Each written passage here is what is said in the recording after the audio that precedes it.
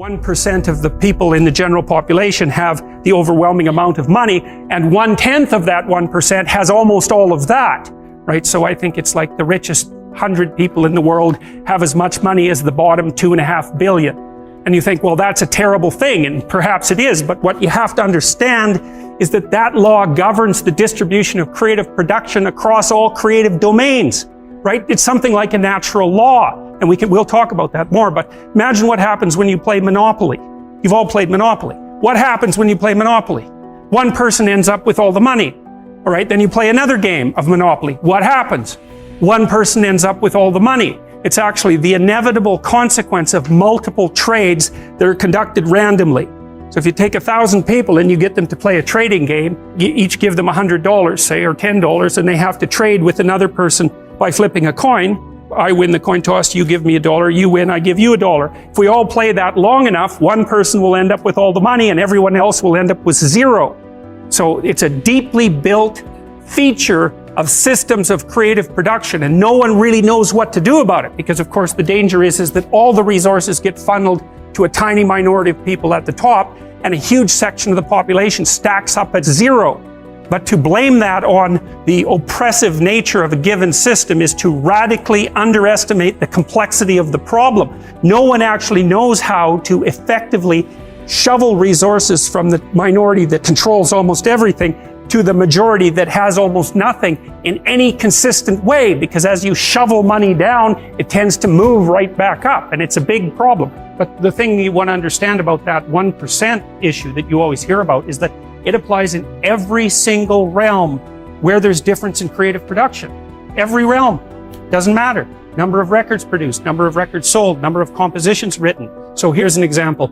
5 composers produce the music that occupies 50% of the classical repertoire, right? Bach, Beethoven, Brahms, Tchaikovsky, Mozart. That's right, those 5. So that's another example of this Price's law of scaling. It applies to all sorts of things, like number of hockey goals scored is also distributed this way. Size of cities follows the same distribution. So, you know, people talk about all the time about how unfair it is that 1% of the population has the vast amount of the money, and 1% of the 1% has most of that money, and 1% of the 1% of the 1% has most of that money. But it's an inevitable conclusion of iterated trading games, and we don't know how to fight it. We don't know how to take from the people who have and move it to the bottom without it instantly moving back up to the top. Different people maybe, but still back up to the top. Because even the 1% churns a lot. Like I think you have a 10% chance, if I remember correctly, you have a 10% chance of being in the top 1% for at least 1 year of your life, and a 40% chance of being in the top 10% for at least 1 year in your life. That's in Canada and the US. It's less so in Europe. So there's a fair bit of churning at the top end. It's not the same people all the time who have the money, but it is a tiny fraction of the people all the time who have all the money. Anyways, the reason I'm telling you about that is because after the peasants were granted their land and started to become farmers, a tiny minority of them became extremely successful, and those people produced almost all of the food for Russia and the Ukraine. So what happened in the 1920s when bloody Lenin came along and collectivized the farms was that they defined the kulaks, who were these tiny minority of successful farmers who maybe had a brick house and were able to hire a couple of people and had some land and some livestock and were very productive people. They defined them as socially unfriendly elements, and they sent groups of intellectuals out into the towns to collectivize the farms. And so the idea was that, well, you would pool your land and everyone would farm it collectively, and the land was taken away, of course, from the tiny minority of people who were actually productive and had actually managed to own much of the land. So you have to imagine how that would occur. Okay, so it's in the 1920s, it's after World War I, Russia's in pretty bad shape, the villages are full of brutalized men who have post-traumatic stress disorder, and lots of people who are not doing well at all, and the bloody intellectuals come into the town and they say, you know those successful farmers up the street that you've always been pretty jealous about in your useless manner? Well, they're actually pigs and demons who are stealing from you, so why don't you come out, we'll form a nice little mob and we'll take everything they've got. And that's exactly what happened, and all those people were killed or raped or set off to Siberia in the middle of the bloody winter where there wasn't even anywhere for them to live or anything for them to eat, so they all died. And then the consequence of that was a few years later, 6 million people starved to death in the Ukraine. So the Soviets really implemented and perfected the idea of class and ethnicity-based guilt. And it's a very bad road to walk down, and it's something that we're very much engaged in at the moment, because there's discussion everywhere in North America now about the idea of, well, race-predicated guilt, for example, and ethnic-predicated guilt. It's a very bad idea to classify an entire group of people as guilty of anything based on their group membership. If you're accustomed to keeping things in the fog in general, you're going to keep yourself in the fog with regards to your investments. Because in some sense, everything you do is an investment. I mean, some of it's quantified in monetary terms, but you're always investing in one manner or another. And so I think if your character has been disrupted by your persistent attempts to deceive yourself about the nature of reality, you're going to be a financial train wreck. And I mean, I've certainly seen that in my clinical practice. I've seen people burn through amounts of money that you wouldn't think someone could burn through in that short a period of time because of self-deceptive blindness. If you have a high IQ and you're conscientious, which is another trait, then you're more likely to be financially successful, say, by the time you're in middle age. And so that looks like two temperamental traits whose presence enables you to beat randomness over time.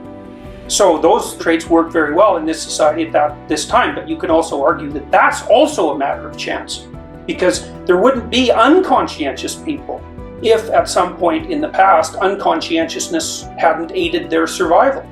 So what constitutes beating a system depends on the parameters that you put around the system. And you can think the same thing about, well, look at how successful he is. Okay, you mean financially. All right, so then, well, how's his health? How's his marriage? How are his relationships with his children? What price did he pay for his wealth? Like as you add dimensions of evaluation, whether that particular person won or lost might not be so self-evident.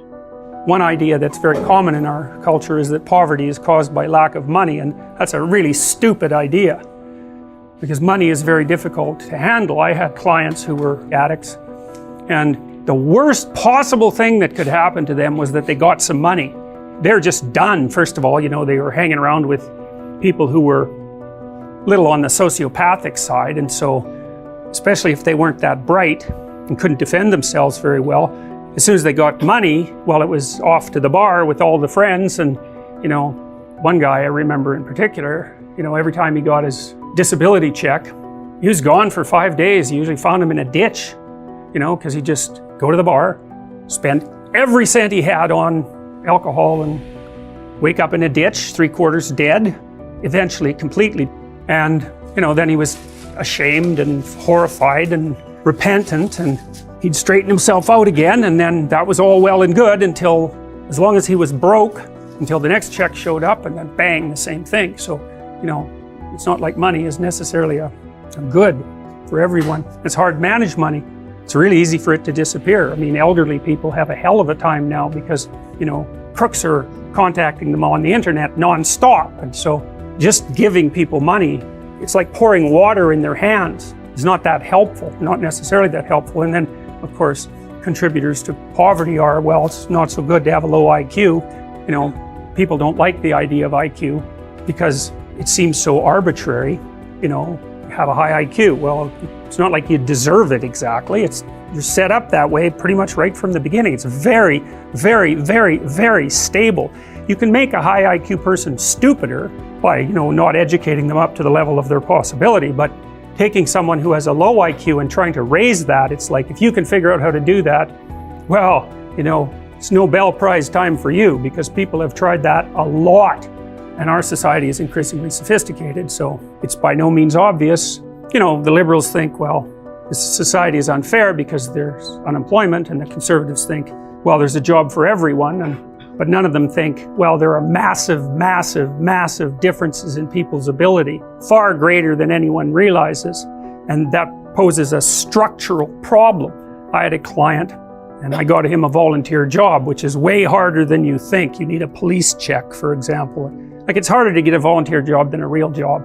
But I got him in a volunteer job, and he had to fold pieces of paper, letters. He worked at a charity. He had to fold pieces of paper in 3 so that he could put them inside envelopes. And then the letters, which were in a pile, had to be matched with the proper envelopes, which were also in a pile. But some of them were French and some of them were English, so the French ones had to be matched carefully to the French envelopes. And if there was one envelope out of order, well then he had to figure out whether it was the papers that were out of order or the letters that were out of order. And then some of the letters had photographs attached to them, and you weren't supposed to bend the photographs, but they weren't always in the same place, so that meant you had to figure out how to fold the paper in three, a bunch of different ways without creasing the photograph. And then the other thing is, and I never realized how difficult it is to put a piece of paper in an envelope till I watched someone who couldn't do it. And he probably had an IQ of about 80. You know, if you met him on the street, you wouldn't think anything different of him. He was a normal looking guy.